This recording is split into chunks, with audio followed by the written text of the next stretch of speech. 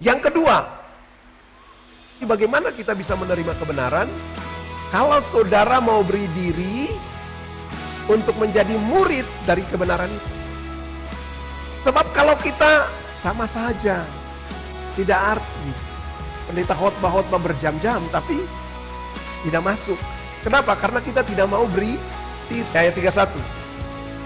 Saya coba menerjemahkan dia dari Alkitab Amplified Bible. Dia tulis begini. Jadi Yesus berkata kepada orang-orang Yahudi yang percaya kepadanya, jika kamu tetap dalam firman-Ku.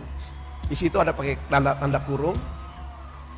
Lalu dia bilang begini, berpegang teguh pada ajaranku dan hidup sesuai dengan itu, maka kamu benar-benar adalah murid.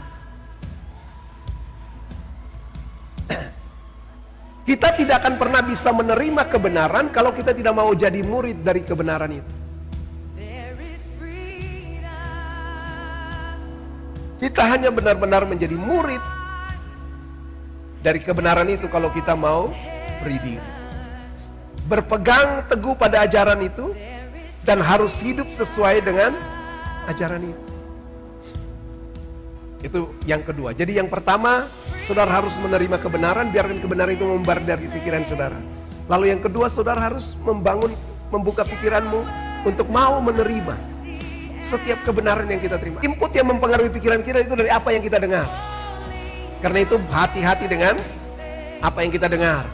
Perhatikan cara kita mendengar dan perhatikan siapa yang berbicara pada kita. Ulang, 3 hal ini penting. Perhatikan cara kita mendengar. Bagaimana supaya menjalani hidup yang sukses? Kemarin kita belajar di doa pagi. Hidup yang kita harus perhatikan dengan saksama bagaimana kita hidup. Amin. Dengan saksama kita harus memperhatikan bagaimana kita hidup. Yaitu yang pertama harus perhatikan cara kita, memperhatikan pendengaran kita. Apa yang kita dengar, siapa yang kita dengar, cara kita mendengar. Amin. Oke, lalu yang ketiga, 2 Korintus pasal 3 ayat 14.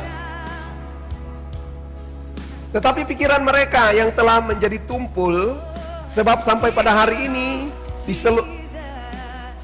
selubung itu masih tetap menyelubungi mereka.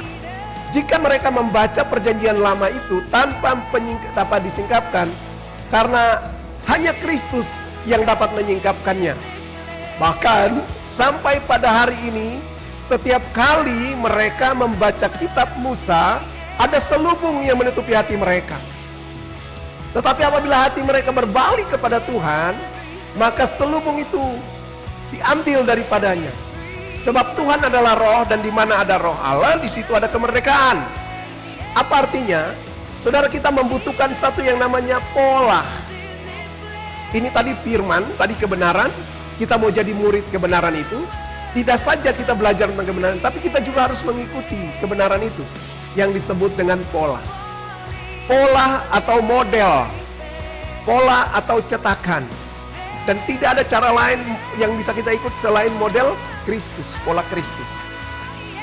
Jadi ya, nanti ada waktu baru kita bicara tentang pola Kristus ini. Pola Kristus ini paling tidak ada 10 poin. Juga berbicara tentang apa?